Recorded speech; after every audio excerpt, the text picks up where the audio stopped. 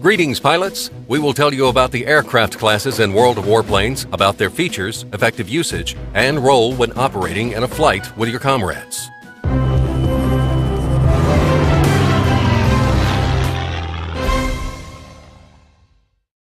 Currently, you can choose from 4 aircraft types in World of Warplanes. They are attack aircraft, and light and heavy, and carrier-based fighters. Let's take a look at each of these types.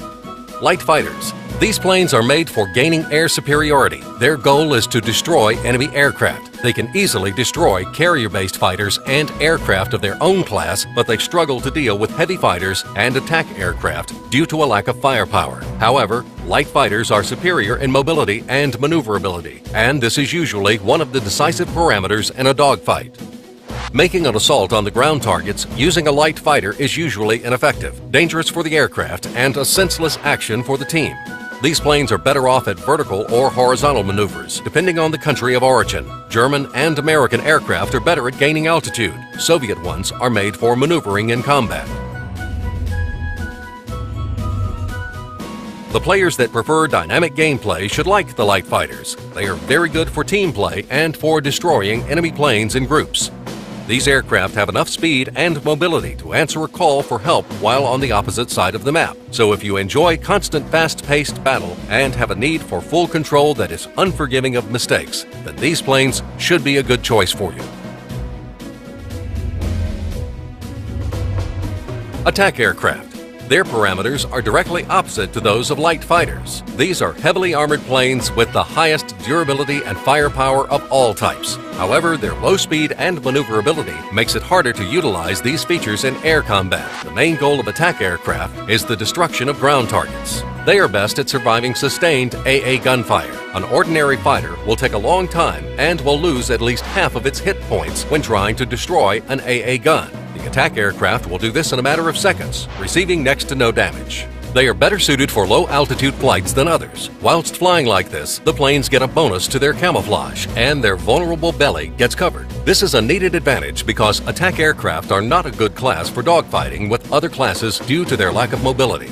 This is compensated by having an onboard gunner, which covers the rear of the plane. If an attack aircraft manages to get an opponent into its sights for several seconds, it will be enough to deal some massive damage. Usually, it is even enough to destroy the target. Never try to shoot down an attack aircraft head-on. You will most likely be destroyed.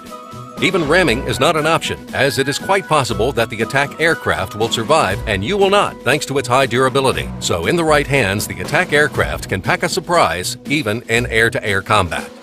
The gameplay with attack aircraft is the slowest in comparison to the other classes. On one hand, the warfare is quite simple. You only have to destroy static targets. On the other hand, attack aircraft are really dependent on the team's actions. It is very vulnerable to fighter attacks unless having team support, and it is hard to shoot down fighter planes in one. But it brings a lot of satisfaction when you manage to do so.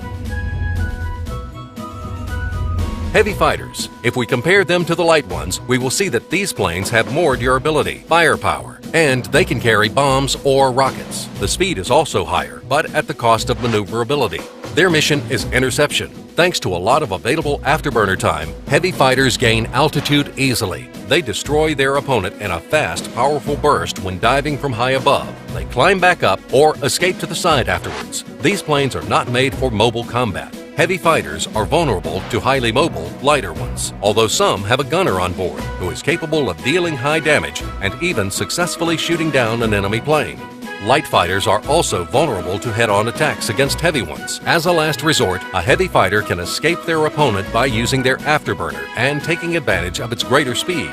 Or you could lose them whilst diving if you have the required altitude. Apart from hunting enemy aircraft, heavy fighters can also destroy ground targets. But carrying bombs and rockets dramatically affects speed and mobility. The controls of an already heavy and not so mobile aircraft become really clumsy. If we compare it to ground forces, then a heavy fighter can be compared to a sniper. It is located near the main combat location, picks an easy target, and destroys it with a single well-aimed strike. Carrier-based aircraft. This class is interesting. The features of these airplanes cannot be described briefly. If we try and generalize it, we can say that they have traits of both light and heavy fighters. Which traits stand out depends on the country of origin. American carrier-based aircraft are closer to heavy fighters. They are heavily armed, have high durability, a long afterburner time. They gain altitude easily and can lose an opponent during a dive. Japanese planes are more like light fighters. Their lack of durability is compensated by high maneuverability. They are unmatched in this field. The main advantage of carrier-based aircraft is that they offer several combat styles for you to choose from. You can install bombs and rockets onto your plane and try to attack an aircraft playstyle. Or you can play as a pure-blooded light fighter by choosing not to.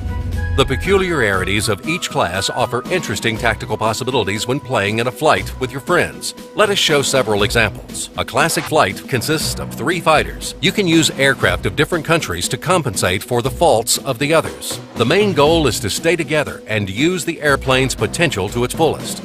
1 attack aircraft and 2 fighters. In this flight, the attack plane destroys ground targets and acts as a lure. The fighters must stay close, but at a higher altitude, and closely monitor the skies to cover the attack aircraft from approaching enemy aircraft. If a dogfight, the attack aircraft can also help its wingmen. A flight of 1 heavy fighter and 2 Japanese carrier-based fighters. In this combination, the heavy fighter plays the role of bait and the main damage dealer at the same time.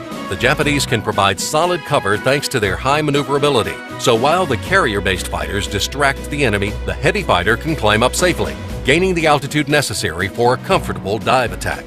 1 carrier-based fighter and 2 heavy ones. The tactics are similar to the previous flight, but this combination will require more skill and coordination from the wingmen.